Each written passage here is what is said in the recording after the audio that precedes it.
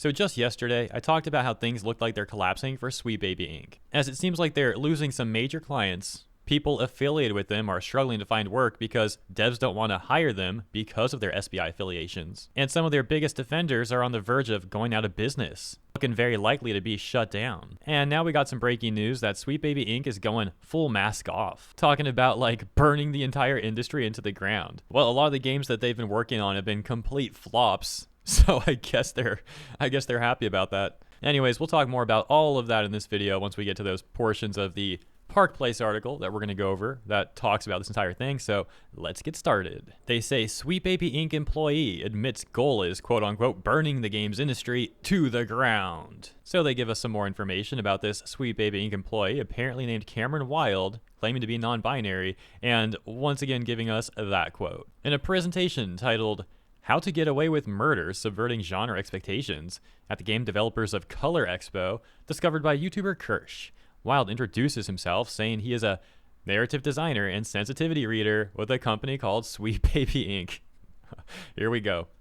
Wild, who according to Moby Games worked on, oh my gosh, Tales of Kenzera Zhao, SSK the JL, Alan Wake 2, The Crew Motorfest, Kingdom 80s, is that 80s right there? And Ragnarok, then declared, the stories we tell each other are way more than entertainment. They are how we create, debate, and preserve our collective values and beliefs, and we can and should make more expansive, more representational content. Okay, so this is hilarious. Tales of Kenzera Zhao. You might have seen my segment talking about the dev's statement addressing gamers, where I pointed out a number of issues with the statement, some things that really come off as gaslighting, as being manipulative. For example, his claim of like putting the game on sale specifically for gamers, but then it came out that the game was just doing so bad the studio would have to lay people off, and they did lay people off. So he was trying to phrase it like, oh, I'm so generous, guys, I'm going to put this game on sale just for you. And it's like, nah, your game wasn't selling. You're probably putting it on sale because it's like the last thing you can do to try and save your company.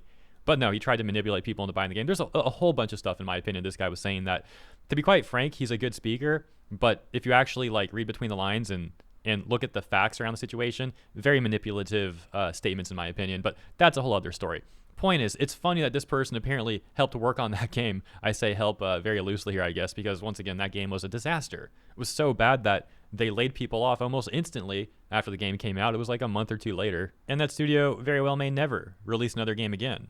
And then they talk about SSK the JL. We know what a disaster that's been. And Alan Wake 2, by all reports, seems like it's been financially underperforming as well. Anyways, continuing, they say in the next slide titled, Cool, so why am I here? One of the bullet points states, quote, burning the games industry to the ground. We want cooler stories, a safer world. Burning the games industry to the ground. Safer world, burning the games industry to the ground. Now, I do think that the AAA industry has become so greedy and predatory that a AAA, specifically AAA crash could arguably be a good thing. However, I also don't think that's what this person is referring to. In the next slide titled, So Why Am I Still Here?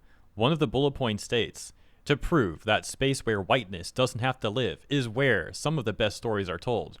Wild explained, a lot of us who are really fighting for more inclusive games and storytelling don't have a choice when it comes to discomfort. A lot of us who are just existing don't have a choice, which makes this really hard often. But recently I started realizing that discomfort, or the place where whiteness doesn't have to live, is where some of the best stories are told, and it's where genre storytelling lives. This sounds like a whole lot of nothing. Sounds like some brain rot stuff, man. Stop saying this terminally online nonsense and just make good games. But I guess when they're incapable of doing so and they hate the industry and they hate gamers and all that, this is the sort of slop that they resort to. Some may call it a grift, some may even call it a con. Later in the presentation, Wild explains why Blazing Saddles is his favorite film, saying the reason why I love it, beyond some truly Mel Brookson slapstick humor and fart jokes, Blazing Saddles is extremely aware of social inequality and finds its humor in that darkness, which means I can laugh in a way that is cathartic.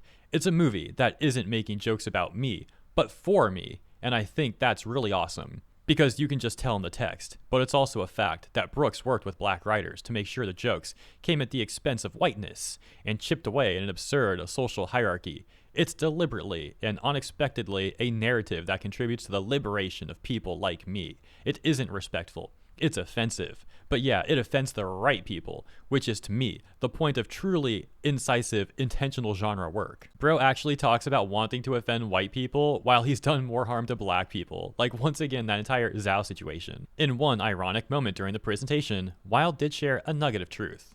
Ultimately, if you're telling a story that misses its audience, that doesn't ring true or fails to cut in the right direction, the problem isn't that it's just insensitive. The problem is it's bad.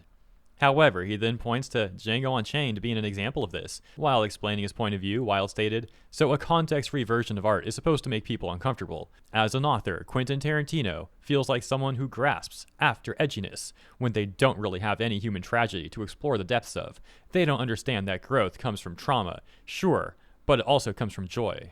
He holds a no pain, no gain mentality that I think is unshakably rooted in white supremacist patriarchal values. Oh, wow.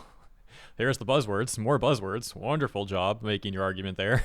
The presentation then turns into a takedown of Tarantino, with Wild stating, "I do think Tarantino's work does need to be critiqued out of existence," and that he specifically has to be addressed in any discussion of that work, because Tarantino is capable of genre filmmaking, but the genre he's chosen with Django is blaxploitation.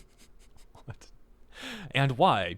I have my own pet theories. Personally, I think it's the same thing we see with any non-black creator who thinks that black people are cool, but can't really examine the covetous nature of their feelings, or their own role in black stories. People who in life met a black person that they wanted to follow, get with, or befriend, and never resolved it. The equivalent of a little boy pulling a little girl's pigtails, but it's a white filmmaker in black paint. Gosh, this guy's weird. Continuing. After about 10 minutes of reviewing Django Unchained and comparing it to Blazing Saddles, Wild declared, "Arguably, Django Unchained never should have existed because the truth is some stories are not yours to tell. Unless you're willing to step out of the limelight as a white person, you aren't equipped to tell a story about a black experience. However, if you are willing to put your ego aside, well, you can go ahead and make Blazing Saddles something great." He then wrapped up the entire presentation by sharing that good genre starts with representation on the creative team. The foundations of the project must be solid.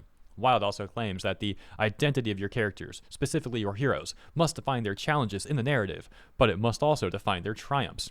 Finally, Wild claims that good genre must consider its relationship to power. The article ends by saying, "What do you make of Wild admitting one of his goals is, quote unquote, burning the games industry to the ground?" Yeah, so I feel bad for this person, man. They sound like deeply unhinged and unhappy, like perpetually miserable. Like, simply reading all that nonsense was enough for me. Imagine actually living that life every day.